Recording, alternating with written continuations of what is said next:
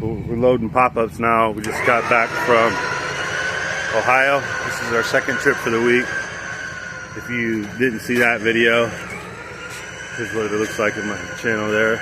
And then go back, watch that one, or watch this one, and then go watch that one, whatever. So we're doing 3 pop-ups, going to St. Cloud, Minnesota. I did the Ohio one first to kind of wait for the weather to get better, so we'll see how it goes. I'm going to get these 3 on, and I'll show you maybe some things that are a little different about strapping these down and whatnot. Headed out to get the last one. I'm going to kind of set them in a row there and see if they're going to fit. And if I got to take the jacks off, that kind of thing. But I wanted you guys to see how many campers are out here right now. This is the Goshen lot. There's this lot. There's the north lot, which was on my video yesterday about the trip going to Ohio. And then there's also another lot in Topeka. There's more back there. There's more on the other side of these vans. But this is the one last one we're gonna grab.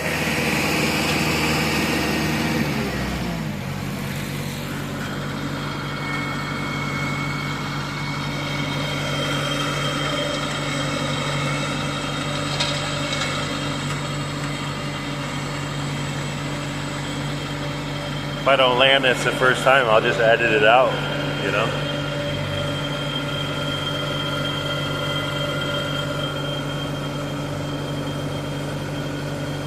Usually not this careful about it. Don't want to look like an idiot. Missed it. Bingo. Here we go. We'll haul this one back, and then I'll show you how I lay them next to each other to kind of see about if I gotta take the jacks off or the wheels or whatnot. So I kind of just line them up like this. I did measure, and I know they'll fit, but I'm pretty sure I'm gonna have to take the jacks and stuff off, at least off of one. We're only going to Minnesota, and I can't overhang on the back going to Minnesota. So anyway, I'm gonna get the next one on, and then I'll show you guys what I take off and how that works. All right, so the first part I do is I run this jack up, and then I put this jack down. You can use your screw gun on it. You just have to be gentle. And then, like here, I had to put a piece of wood. You know, you should always have little chunks of wood in your truck. You never know when you got to be MacGyver. So, what I'm gonna do now is I'm gonna let this jack down. You can do that, and I just do it gentle because it's not meant to be used with that jack, with the screw gun. And then I'll crank that jack down, all the way down, and then it'll be close to this being on the rail. And then I will take these bolts out, and it'll drop the last 2 inches. But let me get it to that far, and I'll get back on here. So once you take these 3 bolts out, it'll drop that last inch. It'll drop down on. Now I can pull my jack out, and we can pull this up under the next unit. When you're doing this, you gotta watch your chains and all that kind of stuff. Now I could take that tire off, gain a little, but we don't need it for this trip. So about right there is where we're gonna end up. If I think this is gonna rub a hole in that cover or something, I could take that battery box cover off. But anyway, I'm gonna pin this one down, and looks like we got enough room for the next one. We'll probably have to take the jack off of that one too. We got all 3 on, strapped down, ready to go. So here's the question of the day. Is it too long? And the answer is depends on where you're going. So like this one, you can see it's like 3.5 feet overhang.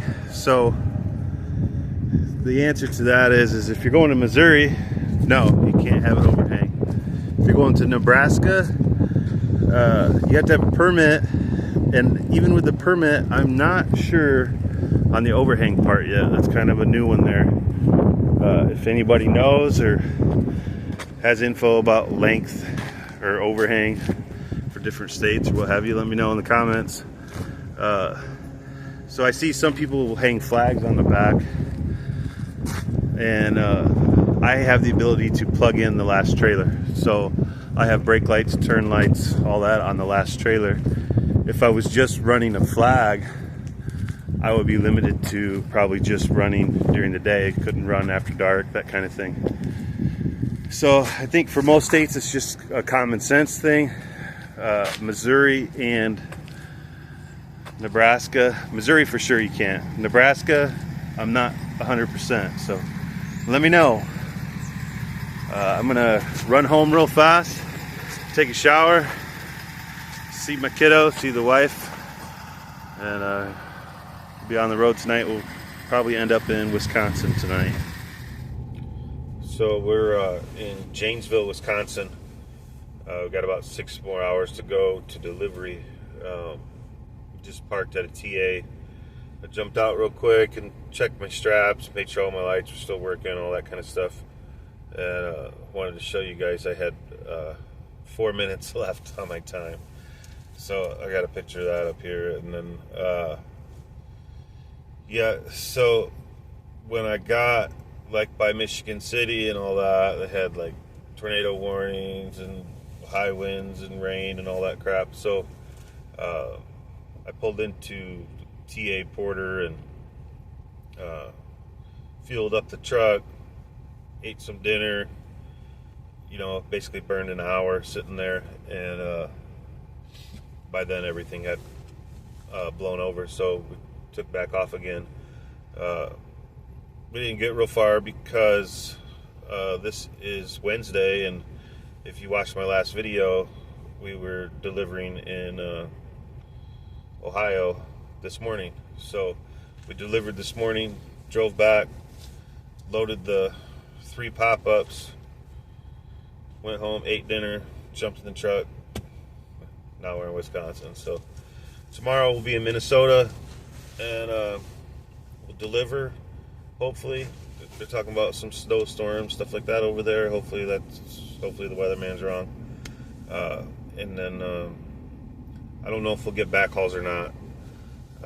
That's kind of one thing I was going to talk to you guys about was I stayed back on Monday and did the shuttling, and usually I leave on Sundays, and so that gives me time to get somewhere, get delivered, find the best backhauls I can, get back, deliver them, you know, and have it all done. And you know, usually I'm done at least by Thursday afternoon or something, because Fridays I like to be home and, you know, do the family stuff.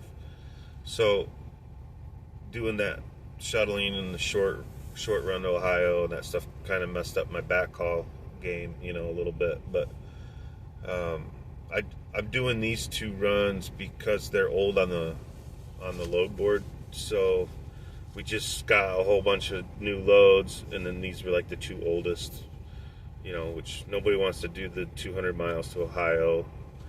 You know, it's like a little over 4 hours for 200 miles, and, you know, one way. So nobody really wants to do that kind of stuff. But if you do it, it comes with perks. You know that, you know, they're going to let me,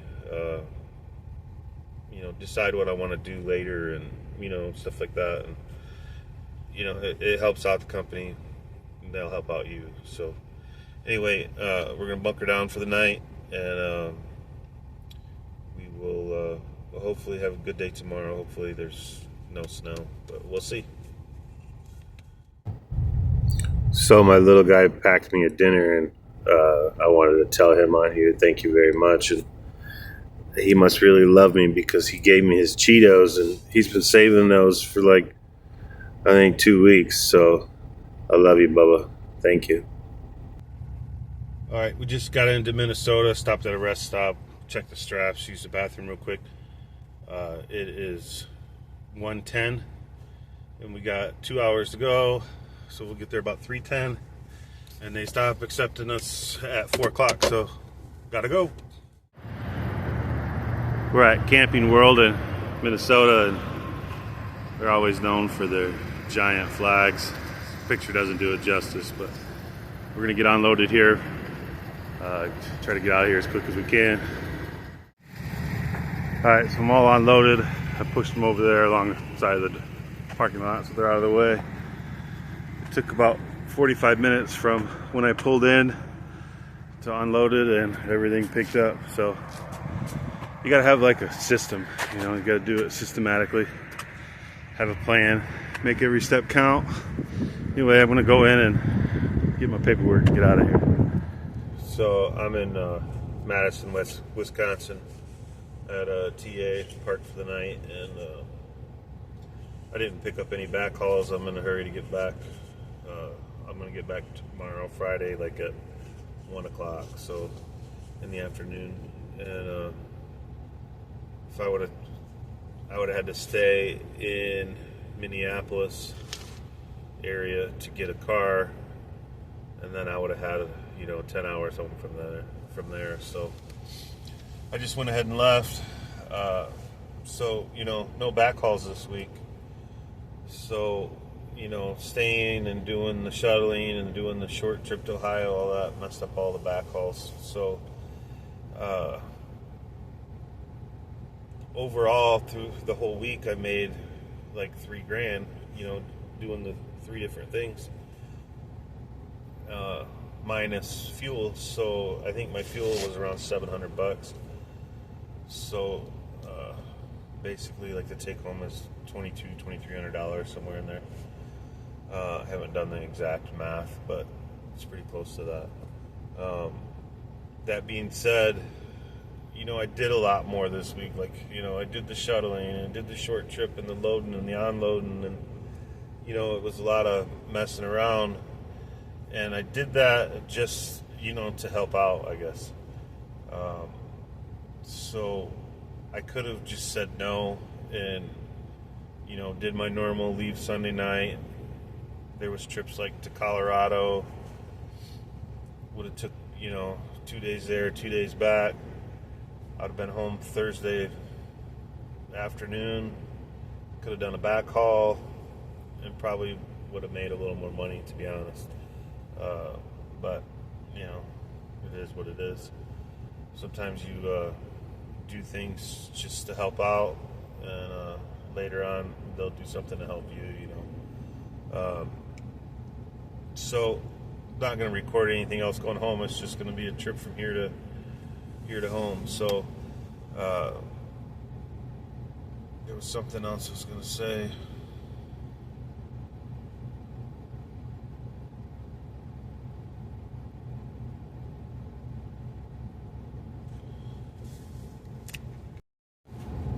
Yeah, I drew a blank. So yeah, what I was going to say is next week I'm taking the week off. My kid has spring break, and I'm going to stay home with them. We have some projects to do. I'm going to do the timing on my wife's car. It's a 2017 Explorer, and the timing's bad, and I got an estimate. It's like $5,400 or something. So we're going to tackle that. I might post a little something about it or whatever. The other thing is there's 2 subscribers that are doing orientation on Wednesday next week, so I'm gonna go meet them, which is kind of cool. They're the first ones to do that. So, and there's 2 on the same day, so it's pretty cool. Anyway, that's it for this. Subscribe, like the video, share them. Make sure you're subscribed. There's a lot of people that come back and watch, and you can see on the thing that they're not subscribed. So appreciate it. Thank you.